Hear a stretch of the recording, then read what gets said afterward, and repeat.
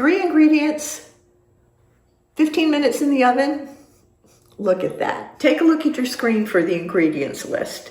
So we want the butter to be really cold. I've had this in the freezer because I'm going to use the grater to keep it really easy. The first thing we're going to do is take our 4 tablespoons of butter and put them in the pan. And I like to cut them up. You don't have to, but it does make it a lot quicker for it to melt, and that's what we want. And we're going to put the pan in the oven while it preheats at 425 degrees. I'm going to put my grater right in my bowl of flour. And I'm going to be using the large size. And I'm just going to run the cold stick of butter down until it comes out, all of it grated into the flour. Every once in a while, you need to pick it up and mix that grated butter right into your flour. That way, they don't all end up clumping and sticking together. You want to grate this butter while it's cold. As you grate it, your hands will warm it up, and so if that happens, just put it back on the plate and put it in the freezer for just like a minute or 2.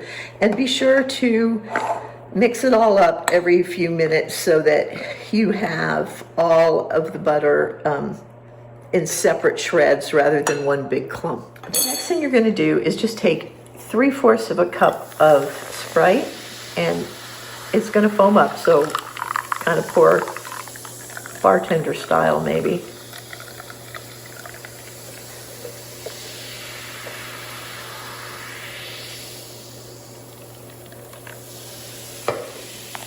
And pour it right over your self-rising flour and butter mixture. And that's going to foam up. The next thing you're going to do is just stir it right in. And you just want to stir it quickly and easily without smashing it together. If you feel like your dough isn't coming together, you can add a little bit more of the Sprite. Like this seems to be a little too dry, so I'm going to add a little bit more Sprite.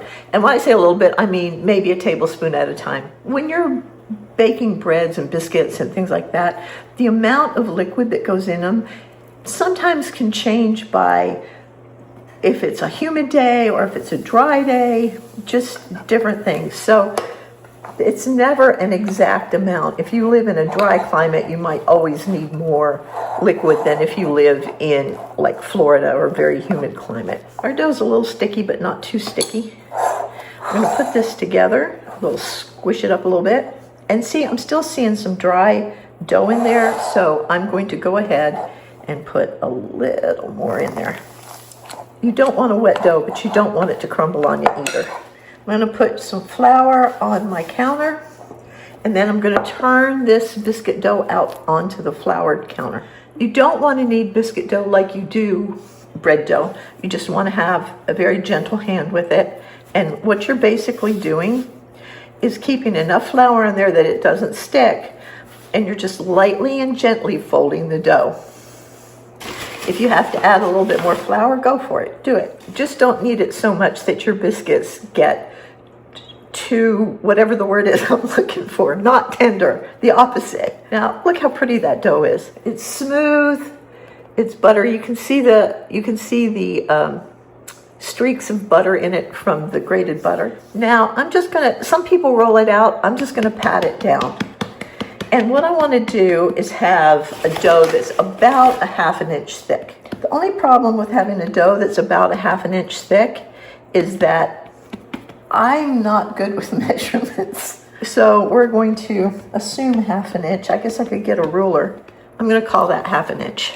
So I'm going to use my small biscuit cutter, because if I use the big one, I'm only going to get maybe 5 or 6 biscuits. And what you want to do is when you're cutting biscuits, you want to cut straight down and come straight back up. Do not twist, because when you twist, you seal the sides, and you don't want to do that. If you seal the sides, they're not going to rise right, nice and fluffy. Now the oven is preheated right on time. I'm ready to put the biscuits in. And you'll notice that we've got a nutty brown butter in there. As the butter melted in the oven, the butter browned, and it's going to have a real nutty flavor. And because we're putting our biscuits into a hot buttery pan, they're going to have crisp buttery bottoms. If you like your sides soft, put them close together. If you like your sides to be more crusty, put them about 1 inch apart. Totally up to you, doesn't matter one way or another. Okay, we're just gonna put the biscuits right in the pan. I got 15 of them with the smaller cutter, which I've already put in the sink to be cleaned. You would probably get 6 of them with this bigger one, and you probably get 3 of them with the great big one. So however many you want, do it that way. Or double or triple the recipe. These freeze really, really well. I'm just sort of getting them in there.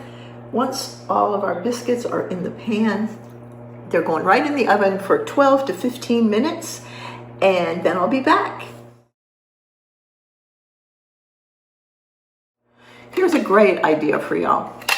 I use cans for biscuit cutters and cookie cutters and roll cutters and hamburger bun cutters. I can have several different sizes. They're easy to replace if I need to, and they're quick and easy, and they work really well.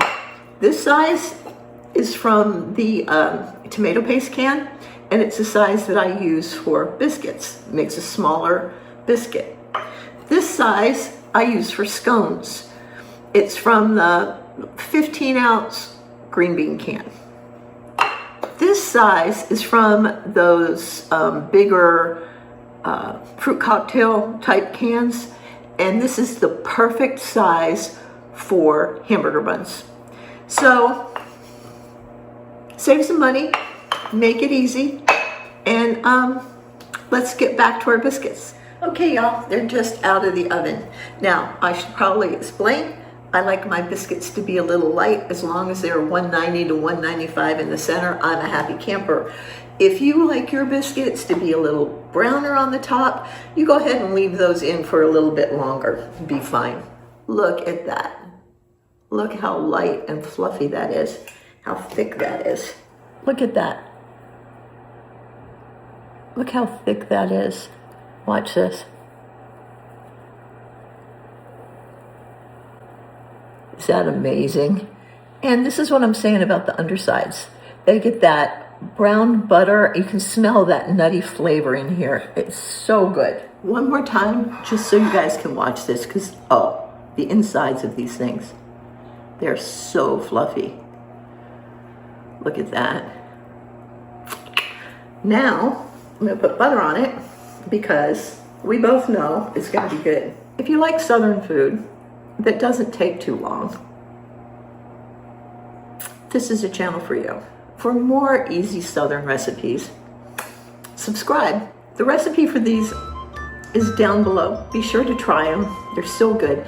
And I'll see y'all next time with more. Love y'all. Bye-bye.